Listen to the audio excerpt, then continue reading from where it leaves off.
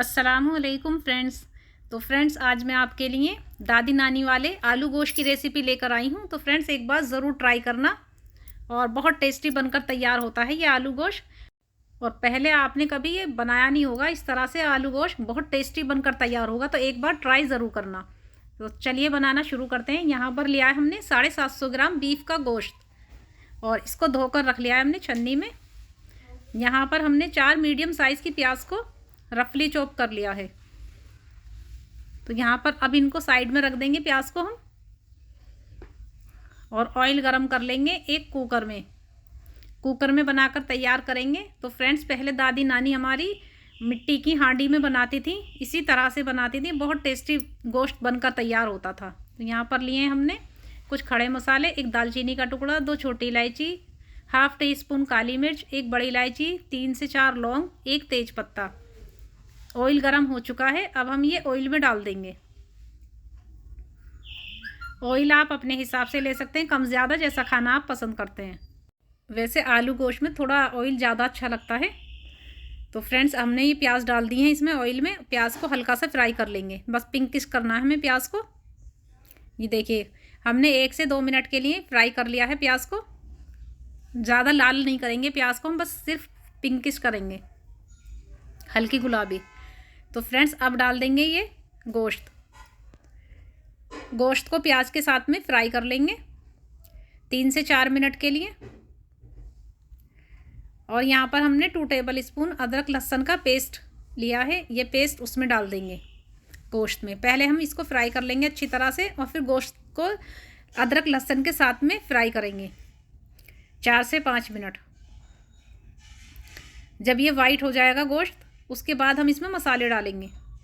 तो आज हम ना इसमें दही डालेंगे और ना टमाटर डालेंगे, और आलू गोश्त हमारे बहुत टेस्टी पककर तैयार होंगे। फ्रेंड्स, यहाँ पर लिए हमने कुछ सूखे मसाले, 2 टेबल स्पून धनिया पाउडर, लिए हमने लाल मिर्च पाउडर, हाफ टी स्पून हल्दी पाउडर, और हाफ टी स्पून लिया हमने ज़ीरा पाउडर। तो ये मसाले डाल देंगे हम इसमें, और टेस्ट के अकॉर्डिंग डाल देंगे नमक। तो नमक डालकर हम इसको 1 से 2 मिनट भून लेंगे अच्छी तरह से। ये देखिए, गोश्त हमारा काफ़ी अच्छे से भुन गया है प्याज और अदरक लहसुन के साथ में। तो अब हम यहाँ पर मसाले डाल देंगे सूखे। तो फ्रेंड्स, ये बहुत टेस्टी आलू गोश्त बनकर तैयार होगा। तो एक बार इस तरीके से ट्राई ज़रूर करना, बहुत टेस्टी लगता है। ये हमारी दादी नानी वाला नुस्खा है, तो एक बार ज़रूर ट्राई करना मेरे कहने से।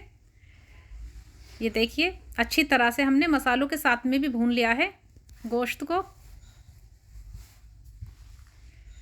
तो अब हम यहाँ पर गोश्त भुनने के लिए, गलने के लिए, गोश्त को गलाएंगे, उसके लिए हम यहाँ पर पानी डालेंगे।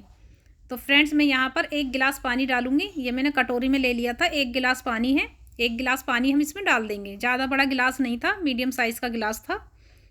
तो हमने यहाँ पर बीफ के गोश्त को गलाने में टाइम लगता है, तो यहाँ पर हमने 1 गिलास पानी डाला है। और 4 से 5 सीटी लगाएंगे हम इसमें, लो टू मीडियम फ्लेम पर।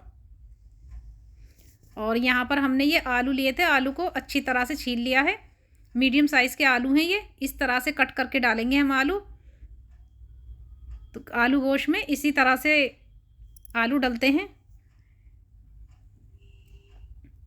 और ना ज़्यादा जल्दी घुलते हैं ये आलू, और सही लगते हैं इस तरह से। तो ये देखिए, अगर ज़्यादा बड़ा आलू होगा तो उसमें से आप 4 कर लें, नहीं तो 2 पीस करके डालें। ये मीडियम साइज़ के आलू हैं। अब इसको एक बार फिर से धो लेंगे हम आलू को। तो फ्रेंड्स, एक बार ट्राई ज़रूर करना। अगर आप मेरी रेसिपी यहाँ तक देख रहे हो तो लाइक ज़रूर करना मेरी रेसिपी को। और ये देखिए, 4 से 5 सीटी आ चुकी हैं इसमें। अब एक बार चेक कर लेते हैं, इसकी लिड को खोल लेंगे। ये देखिए, अभी थोड़ा सा पानी है। अब इसको हम हाई फ्लेम करके इसके पानी को खुशक कर लेंगे। हाई फ्लेम करके करेंगे। और यहाँ पर गोश्त को हम तोड़कर भी देख लेंगे कि गला है या नहीं। अगर नहीं गला है तो यहाँ पर 1-2 सीटी और लगा दें लो फ्लेम पर। तो फ्रेंड्स, गोश्त काफ़ी अच्छे से भुन चुका है और गल भी गया है, ये हमने चेक कर लिया था। और यहाँ पर अच्छी तरह से भूनने के बाद में अब डाल देंगे हम आलू।